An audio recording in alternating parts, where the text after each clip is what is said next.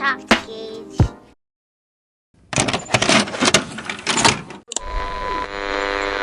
The Toxic Avenger. I like The Toxic Avenger. Now I know this is like an incredibly niche film from the 80s, but I absolutely love it. And last night I got to see the 2025 remake of The Toxic Avenger. I had such a massive blast watching this movie, and I watched it in a theater that had a lot of other people who were enjoying it just as much as me, and I think that really elevated it. Let me just get this out of the way. This is a remake done right. It is by far the most accessible Troma movie to date. I haven't seen all their movies yet, but I have seen a lot of them. But this film goes the route of paying homage to the OG without necessarily copying it, and I always think that's the right way to do a remake, because it gives us a whole new spin on that classic story that we really like, introducing new ideas to the character. And I really cared for the character. Winston and the relationship with him and his son, I thought was really compelling and emotionally involving. I also love the satire on how Winston gets rejected by his company's insurance policy. The whole insurance thing really does hit close to home. Insurance companies can go frick themselves. And yeah, like, would I have preferred more practical effects in this? Of course. Could this have been a little stronger in some nitpicky ways? I also think so, but what I got out of this was a hilarious, gory, crude remix of the OG 80s cult classic, and the punk rock sort of attitude and soundtrack of this movie was awesome, as well as the classic satire on how corporations destroy the world, basically, destroy our environment. I just thought this movie was so funny, guys. I was laughing the entire time. The whole theater really was. There was a few jokes in here that absolutely had me just belly laughing, just thinking it was so funny, and anytime I thought about that joke after it happened, I would just want to laugh again. I thought the action violence is really cool. I kind of wish there was a few more action set pieces and battles or whatever, but what we got was solid and really, really enjoyable. And like I said, I thought Winston was a very compelling character. I really liked the spin to where now we're focused more on his relationship to his son instead of his relationship to the blind girl from the original movie. And I don't know, I kind of like that remix a little bit. I thought that was a neat way of going about it. And yeah, what practical effects are in here, I think are amazing and absolutely justify, the Troma name, so to speak, even though, they're known to make some very cool practical effects. It was just really good still, even though we're dealing with a lot more CGI this time. I still liked it.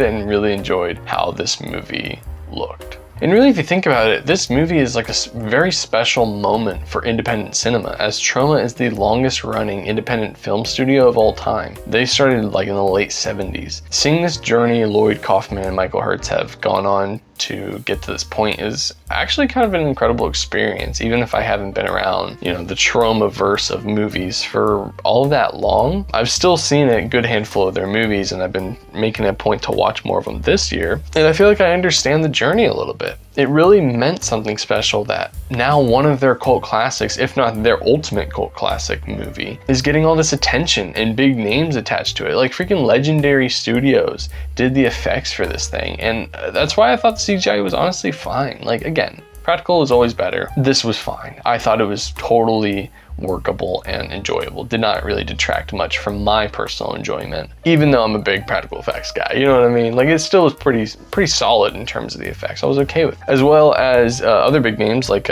Peter Dinklage, Kevin Bacon, Elijah Wood, Jacob Tremblay. Like, you have all these, actors that we've seen in other things. It's not like how it used to be where it's all these like very no one knows, underground actors, which don't get me wrong, is cool in its own way, but it's just like, wow, like this is a moment seeing such a niche property getting all this buzz and budget and attention. It really, to me, it's hard to really believe this movie is real. It really feels like the type of thing that should never have existed just based on what it is, what it's based on. How does this actually a movie that I'm watching right now? I told my wife this. I said, it's like the equivalent of seeing a modern remake of Killer Clowns from Outer Space. Yeah, let that sink in. Love that movie. So that really is just what makes this so fascinating and wild. And I just had an absolute freaking blast. I feel like we don't get just purely fun, kind of goofy movies like this anymore. In movies, we just don't see stuff like this. Like